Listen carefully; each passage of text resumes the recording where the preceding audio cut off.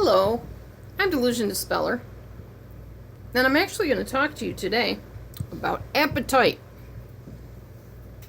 after the abuse is over, after the relationship ends. What I was eating here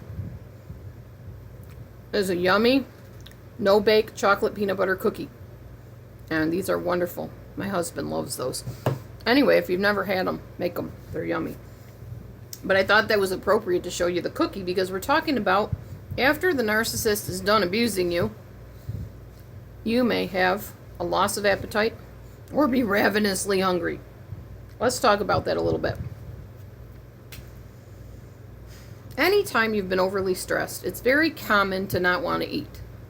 Very common. It's like everything shuts down in your digestive system. It just slows down or shuts off completely, and you're just like, food doesn't even sound good right now. And if I was hungry, I wouldn't even know what I want to eat. Plus, the narcissist told you what you wanted to eat. So you can't figure out for yourself what you're really hungry for. And this is really frustrating because the narcissist isn't there to tell you what you want to eat anymore. So now you have to figure out what you like. Hence why you need to reestablish your identity. Okay, on the flip side, you may have a huge ravenous appetite. If you're the type of person that when you get upset, you eat, this will be the time after the narcissist is done and moved on, you are going to be looking to eat to fill that empty feeling inside. And food isn't just going to quite do it, so you just keep piling more food in, thinking, well, maybe if I eat more, maybe if I eat something sweet, because, you know, the whole high feeling you get from sugar, you may start eating the wrong types of food and overindulging. I think I did that for a long time, especially after my second marriage ended. But definitely after narcissistic abuse, I did that. I ate totally wrong. I indulged myself. I was like, well, you deserve a piece of pie. You deserve a few pieces of pie. I think I'd like some ice cream right now. Why not? Narcissist isn't around to tell me that I'm looking fat. I may as well eat it, you know. That's why when you lose weight, you need to do it for yourself, not for somebody else. You need to have your own reasons, your own goals for why you're losing the weight, which is eventually what I learned and why I finally started losing the weight. But it's very common to have appetite, ravenous appetite, or no appetite at all after being abused by a narcissist. Okay. You may have something called hypervigilance. And if you've ever been with somebody that does this, it's very, very frustrating. What it means is noise, lights, the atmosphere, music, talking, buzzing, murmuring, mumbling, whatever can set you off. Like to the point where you just want to get out of the place, wherever you're at. So, say you're sitting somewhere.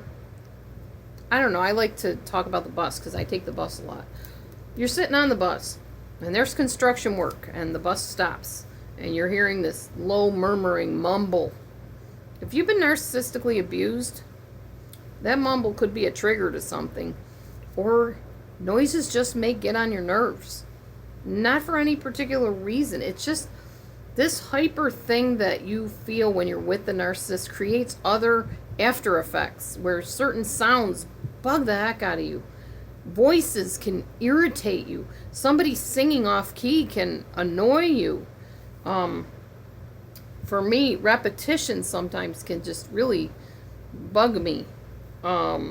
Noise, lights, it could be too bright where the light's bothering your eyes, and it's really not that bright in there for anybody else, but for you it's just like blinding. Oh, turn that thing down or off or whatever.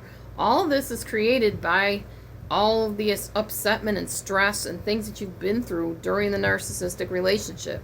And even after it's over, there's like withdrawal effects, there's symptoms of aftermath effects. It's kind of like an earthquake. After the earthquake is over, there's like that after effect where the ground still feels shaky and the earth is trying to recover. I forget what it's called, but one of you go ahead and post below what that's called. I can't put my finger on it at the moment. But it's like an afterquake almost. And that's what the narcissist creates in you. There's like this afterquake that you start having all these problems maybe that you had during the relationship, or maybe not at all during the relationship, and you just start noticing all these issues coming up that you didn't have to deal with before. So it's called hypervigilance. You're always like on edge. Things really bother you, and you're always being very defensive and protective of yourself and looking over your shoulder and that kind of stuff. You're easily startled also. You're just jumpy.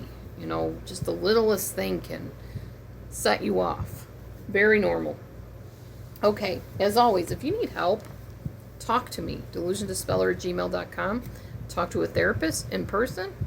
You can email me, and if you'd like a session, you can email me and ask that, and we'll talk about the particulars with that. Thanks for watching. I appreciate each and every one of you, and definitely subscribe to my videos. I am going to do some more on this topic and other topics. I have a bunch of them lined up.